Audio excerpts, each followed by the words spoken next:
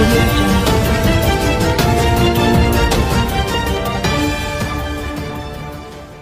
Hello Bhashasri garu, thank you for joining us.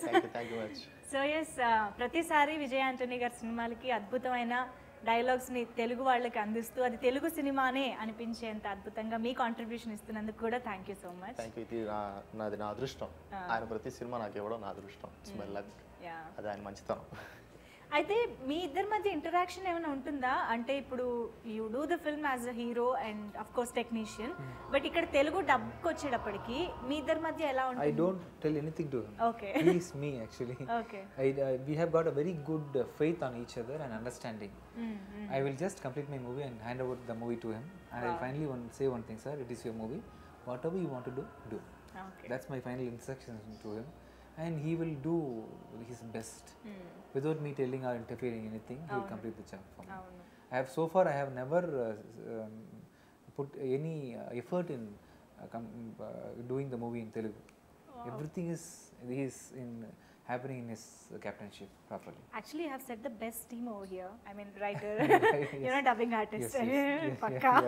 Yeah. Okay. So, Bhashasri garu. And my anchor also. Yeah. So, పుడింగిలే dialogue ఓ range లో వెళ్ళిపోయిందండి. పుడింగే. పుడింగే. పుడింగే. పుడింగే. పుడింగిలే కాదు. పుడింగే అంటే అదే తోపు అని. పోలీసా? అవును. తోపు అని. మనకది కొంచెం ఊత. అంటే ఏంటంటే పోలీసులు అంటే తోపా అని అడుగుతారు. పోలీసులు అంటే పుడింగే అంటే అవును పుడింగే. అర్ధరాత్రి దాకా మీరు ఇంట్లో నుంచి పడుకుంటుంటే కుక్కల్లాగా వీధిలో మిమ్మల్ని కాపలా కాస్తుంటాం కదా, అందుకే మేము పుడింగే అదనమాట. అవును.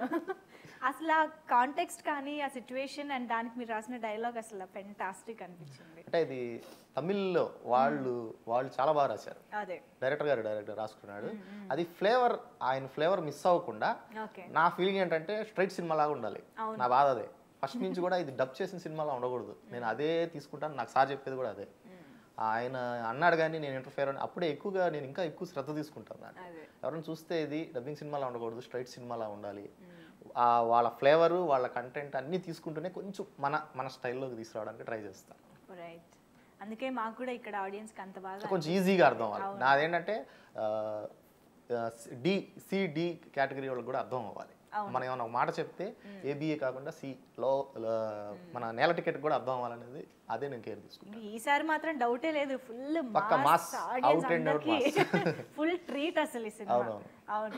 ఐ థింక్ ఇప్పటి వరకు మీరు చేసిన సినిమాలు అన్నిట్లోకి కూడా మాసీ కాప్ అంటే ఇంక ఇదే పక్కాగా కదా sir. So how did you enjoy that? అంటే మిమ్మల్ని విడిగా చూస్తే మీరేనా అసలు చేసింది అనిపిస్తుంది. ఏంటండి వీడియో నచ్చిందా?